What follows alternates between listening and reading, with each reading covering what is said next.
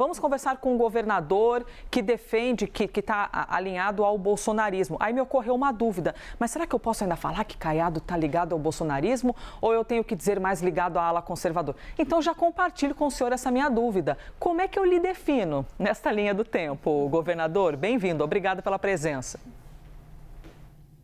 Bom dia, muito obrigado a você, Elisa, a Clarissa, a Larissa e a Isabel. Prazer enorme poder conversar um pouco com vocês sobre esse momento delicado da vida nacional. Você pode me definir como tendo sido o primeiro homem no país, o primeiro político no país, que teve a coragem de enfrentar o PT e o Lula em 1986, quando ele criou o MST e eu criei a UDR. E de lá para cá, eu venho demonstrando a incompetência e incapacidade de gestão, não só do Lula, mas também de todos que compõem a estrutura do PT. Sou o mais longevo adversário do PT no Brasil, na classe política brasileira.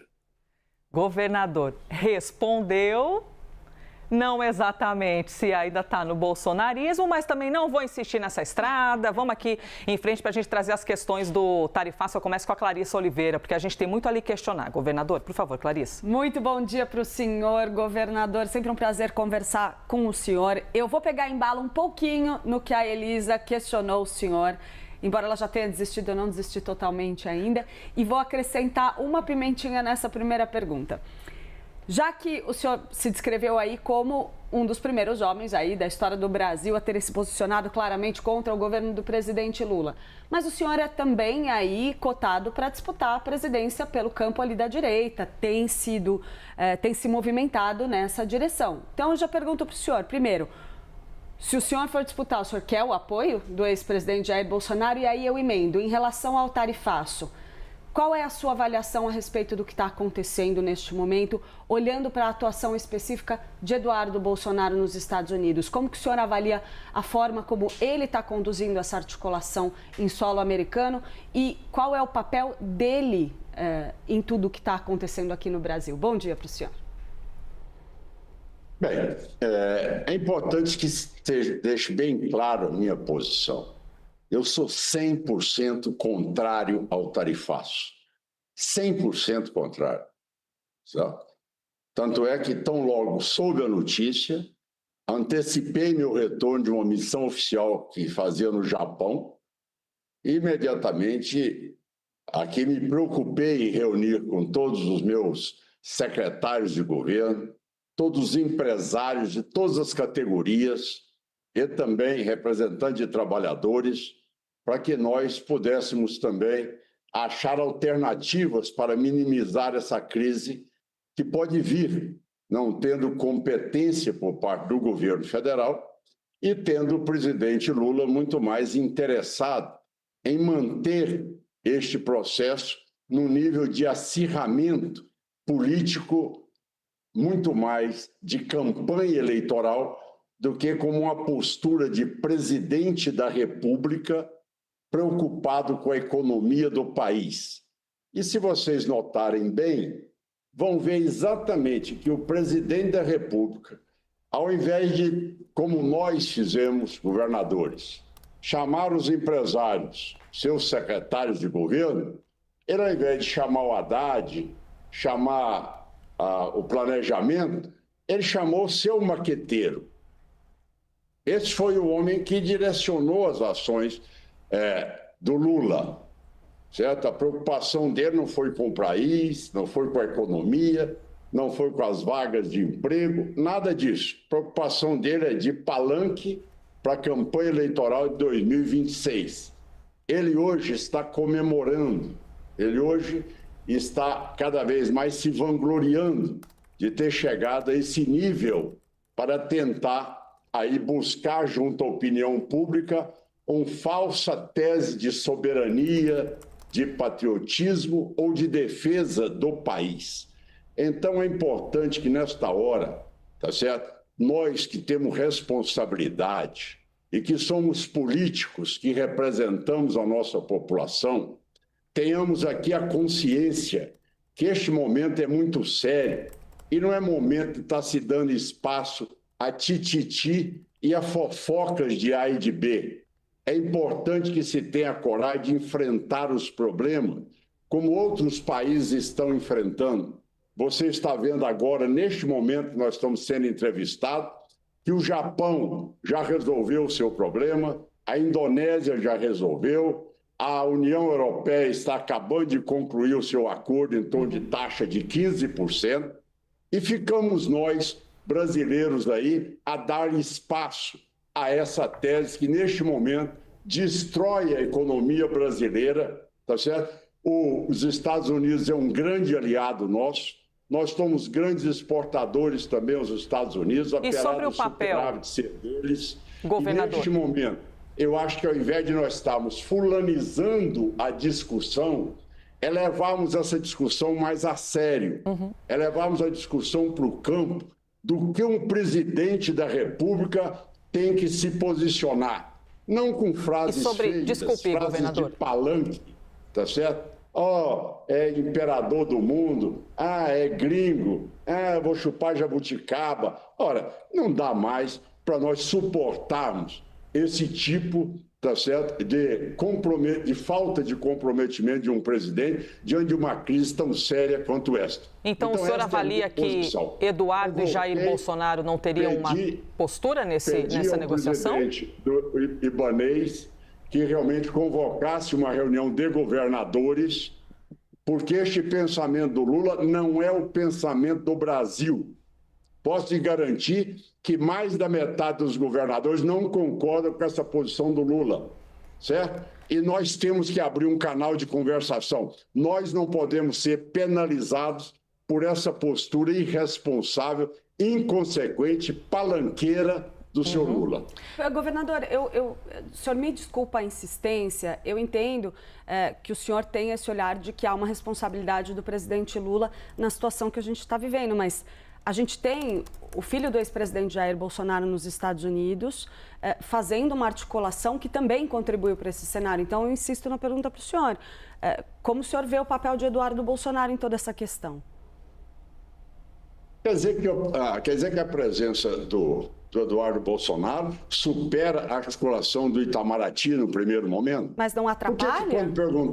Por que quando perguntaram ao Lula, você vai tratar com o presidente Trump? Ele disse, não tenho nada a tratar com ele, não tenho nada a conversar com ele.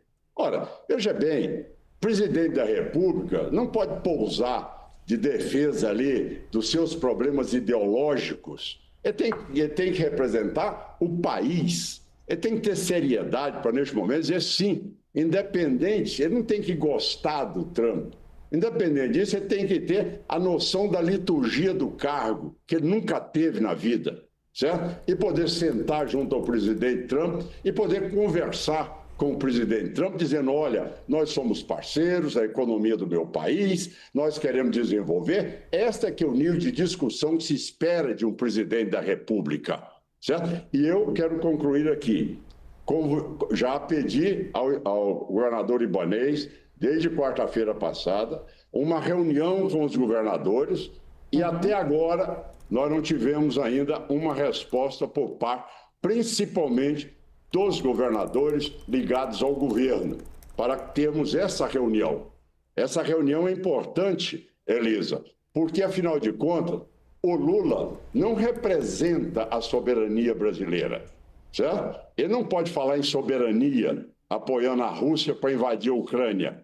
Ele não pode falar em democracia apoiando a Venezuela. Então, não tem essas credenciais.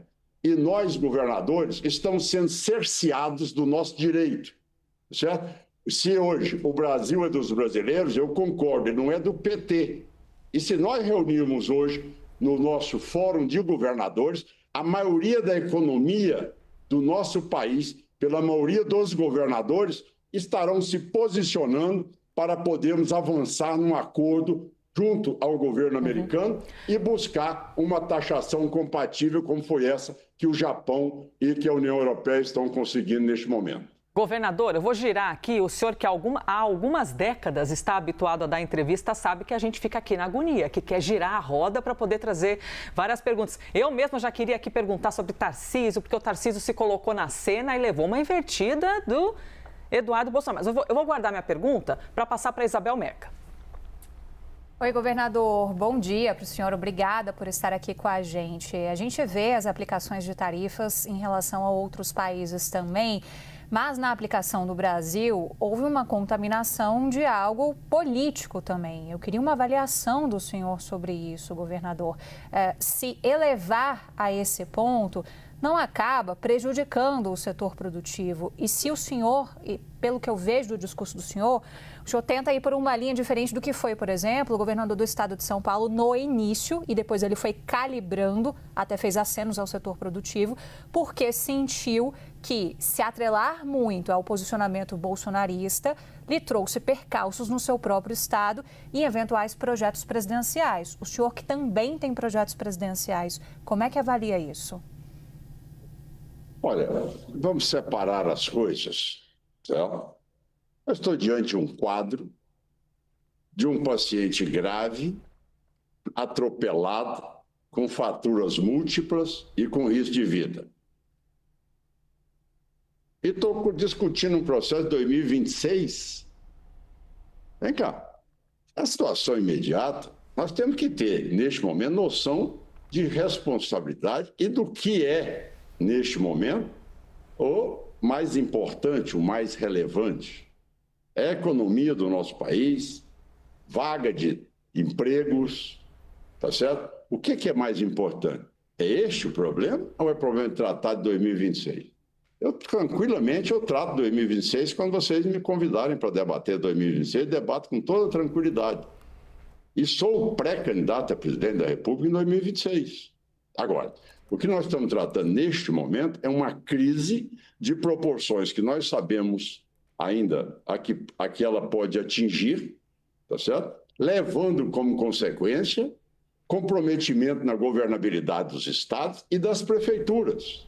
Ora, vocês já analisaram a gravidade e a extensão da crise fiscal que poderá atingir os entes federados, também as nossas prefeituras? Este é o assunto principal. O assunto principal é que tem que ser levado com a responsabilidade de um presidente da República que deveria ter um Itamaraty, sem dúvida nenhuma está sendo totalmente desmoralizado pelo atual governo, pelo atual presidente. Nós temos aí um ministro da Fazenda que não é nem consultado, ele é substituído pelo maqueteiro do Lula. Então, de repente, nós vamos discutir este assunto visando o que vai ser 2026. Quem está no palanque é o Lula, com frase feita, não somos nós. Nós estamos preocupados e você há de convir que recebi o estado de Goiás numa situação de um estado corrompido, assaltado, inviabilizado. Enfrentei um Covid, salvei vidas, enfrentei o problema de frente, vem agora o tarifaço, enfrento de novo, tá certo? Para achar alternativas para o meu estado. Sou o governador mais bem avaliado do Brasil e, neste momento, o que nós precisamos é de ter essa responsabilidade. O telespectador que está lá, e as pesquisas demonstram, é que ele quer saber qual é o político que está preocupado com a vida dele. Não é com tititi. Esses assuntos são secundários, tá certo? O assunto principal é a economia do país, tá certo? E é isso que nós estamos vendo os outros todos saírem desse tarifaço, como acabei de citar, e o Brasil ainda com risco de ter aí uma tarifação de 50%.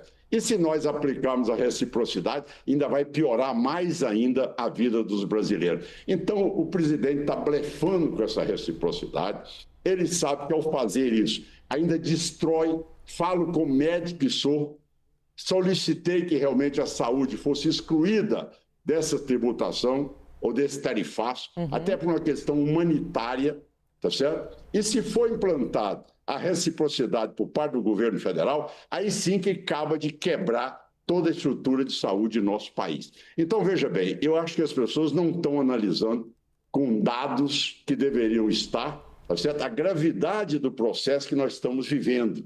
E, de repente, fica a discussão de coisas menores, tá certo? Para tentar aí encobrir a sequela maior que nós poderemos sofrer com essa taxa. Larissa? Governador, eu, enquanto goiana do pé rachado, ouso dizer que a maior representante defensora da pamonha na mídia brasileira, vou fazer uma pergunta muito importante para o senhor agora. Então, o senhor está falando na questão da prática relacionada ao estado de Goiás e o que significa as exportações para os Estados Unidos. Até onde eu sei, governador, os Estados Unidos não estão ali no top 5 de mercados para Goiás nas exportações. E aí eu queria ver com o senhor o que representaria esse tarifaço na prática para o Estado, já que o senhor falou que não está na hora de falar em 2026. O que há de preocupação econômica para o Estado diante desse tarifaço, que é o que tudo indica, de fato, vai começar no dia 1º de agosto. E aproveitando, ainda, a gente sabe, por conta da gripe aviária, a China ainda não autorizou novamente, estamos nessa expectativa, daqui a pouquinho eu trago uma informação nova sobre isso, dessa liberação para que a China volte a receber a carne de frango, que isso sim estaria impactando também as contas ali, especialmente naquele polo na região de Itaberaí. Então vamos falar em prática. Há uma preocupação econômica do Estado, até que ponto em cima desse tarifaço, deixando um pouco as questões políticas de lado nesse momento, governador? Muito obrigado, Larissa, muito obrigado. As consequências em Goiás, elas vão repercutir principalmente na cadeia de carnes. Hoje, a perda do valor da arroba de boi hoje é significativa. Ela teve patamar de 320, chegando agora a R$270. Então, imagina bem, aquilo é feito em cascata. O que eu tenho de número de confinadores hoje, tá certo? Atingindo toda a área de ração, toda a parte de comercialização desses produtos. Também parte de couros. É outro também que Goiás é um dos estados com maior percentual de poder oferta no mercado americano. Nós temos o caso específico do açúcar orgânico. Goiás é o estado que mais produz açúcar orgânico no país e é o estado em que representa ali quase que 100% da exportação para os Estados Unidos, comprometido também neste momento. Na área de saúde, a nossa preocupação é se tiver uma reciprocidade, a grande parte dos nossos aparelhos nos hospitais, como também de medicamentos, nós adquirimos dos americanos. Outra parte que é fundamental e que nós debatemos muito também hoje foi em relação ao fato específico de nós termos aí um comprometimento desse mercado, a área de minérios, certo? Esse é outro lado que Goiás é muito rico nessa área e que exporta bastante também minerais. Essa é uma área que Goiás tem um subsolo rico e que pode ampliar cada vez mais. O setor de citricultura, lógico, é muito maior em São Paulo do que Goiás, mas Goiás já passa a ser um estado também que sofre o reflexo da exportação do suco de laranja. A parte, por impossível que pareça, compromete mais o Nordeste, que é a parte de pescados, mas Goiás hoje é o grande produtor de tilápia, então tem grande mercado também no mercado americano. Tudo isso atingindo a vida das pessoas. Para você ter ideia, você como goiana que nós temos hoje as indústrias que mais ofertam ração PET para os Estados Unidos, todas elas totalmente inviabilizadas. Então eu diria a você que está aí uma série de problemas que nós estamos tentando ajustar desde o momento que aqui chegamos, tentando buscar aí crédito para essas empresas menores que não sabem como sobreviver caso seja mantida essa tributação de 50%. Então, isso aí atinge em mais de 380 milhões de dólares ali a economia do meu estado de Goiás, que é que eu tenho que cuidar neste momento, infelizmente, tendo que assistir um presidente que não nos representa, tá certo? Criar essa queda de braço e trazer mais uma crise econômica que não tem motivo nenhum para que ela seja instalada neste momento. Governador, eu fiquei com uma dúvida aqui, eu fiquei esperando a roda girar para poder chegar novamente aqui na minha dúvida. Quando o senhor fala em não devemos fulanizar, e Lula deve sentar, se o Lula quisesse falar, teria sentado, me ocorreu aqui uma dúvida. Por quê? A gente tem uma postura de Donald Trump que é um pouco de vamos negociar, mas se for atendido o que eu quero.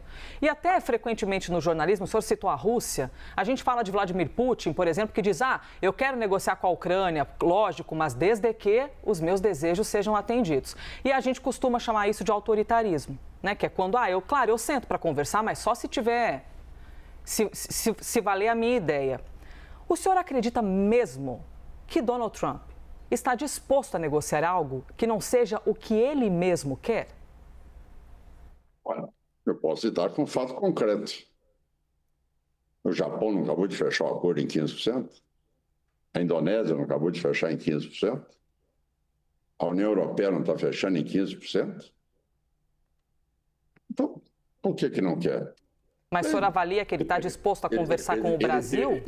Com o presidente Lula? Porque, por enquanto, o governo fica dizendo que está tentando, mas não está conseguindo contato eficaz. Foi isso que nós escutamos do próprio presidente Lula, né? Pelo contrário, ele disse, não, essas discussões só vão começar depois que eu tomar as decisões. Eu não vou dialogar com quem é imperador do mundo, eu não vou receber a ordem de gringo. Quer dizer, veja, você no momento, você tem que se pousar como presidente, com a liturgia da presidência. Não dá para esse tipo de frases feitas, de maqueteiro. Certo? Um governo, quando ele é governado por maqueteiro, o governo acabou. O governo tinha que ser governado com a presença de bons ministros, com estatura de ministro de realce internacional.